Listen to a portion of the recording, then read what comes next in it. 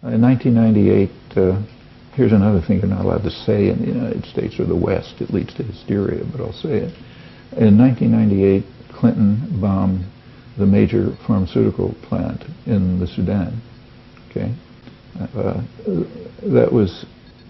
this is the plant that's producing most of the pharmaceuticals and veterinary medicines for a poor African country that's under embargo, can't replace them. What's that going to do?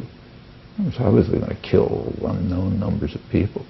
In fact, the U.S. barred an investigation by the UN, so we don't know. And of course, you don't investigate your own crimes. But there's some evidence.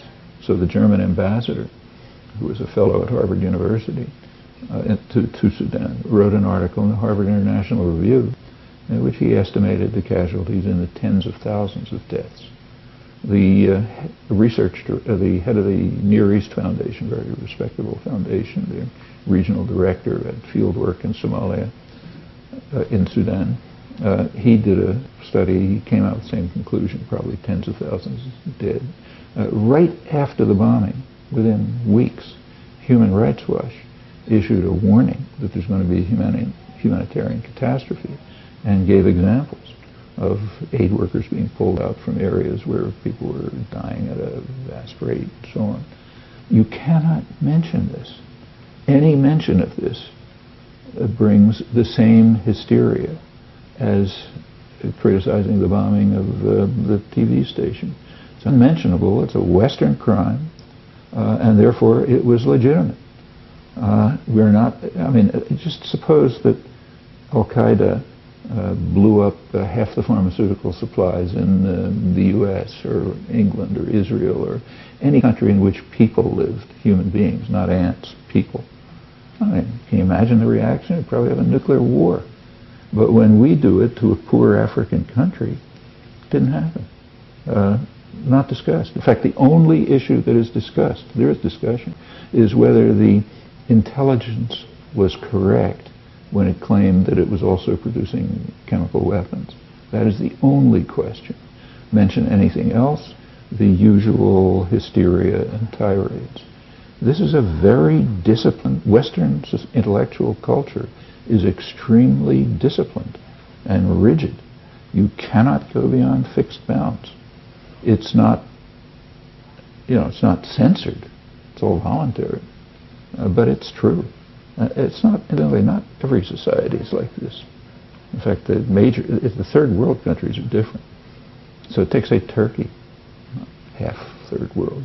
I mean, Turkey, the intellectuals, the leading intellectuals, best known writers, academics, journalists, artists, I mean, they not only protest atrocities like the Kurdish massacres, they protest them constantly, but they're also constantly carrying out civil disobedience against them. They will publish banned writings which report it, present them to the prosecutor's office, demand to be prosecuted. That's not a joke. Facing, sometimes they are sent to prison. That's no joke. There's nothing like that in the West. Inconceivable. When I'm in Western Europe and I hear them telling me Turkey isn't civilized enough to enter the European Union, I burst out laughing. It's the other way around.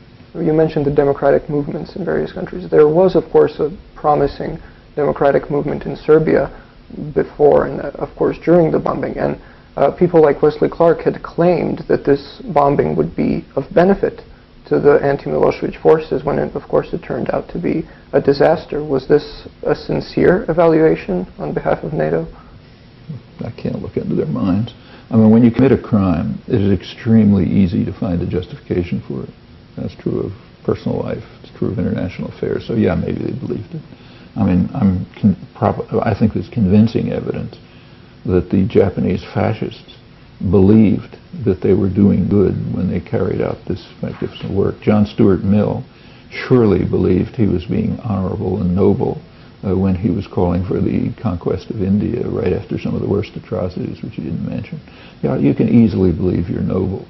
I mean, to me, it seemed obvious it was going to harm the democratic movement. I wrote about it, and I couldn't get much information, but it's obvious that that's going to happen. It's happening right now in Iran. I mean, there's a democratic movement in Iran. They're pleading with the United States not to maintain a harsh embargo. certainly not to attack. It's harming them. It strengthens the most reactionary, violent elements in the society, of course. Let me ask you one final question about the future. Negotiations over Kosovo's final status are underway right now. The United States is backing Agim Ceku, who was someone involved in ethnic cleansing, not only... He was a war criminal himself. What about the Krajina expulsion, which he was...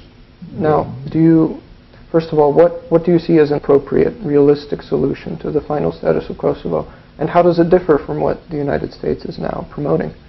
Well, my feeling has been for a long time that the only realistic solution is one which in fact was offered by the president of Serbia, I think, back around 1993, namely some kind of partition with the Serbian, by now there's very few Serbs left, but what were the Serbian areas being part of Serbia, the rest being what they call independent, which means it lives in Albania. I just don't see any other, I didn't see any other feasible solution 10 years ago. I still don't see any other one. Shall we wrap up? Mr. Chomsky, thank you very much.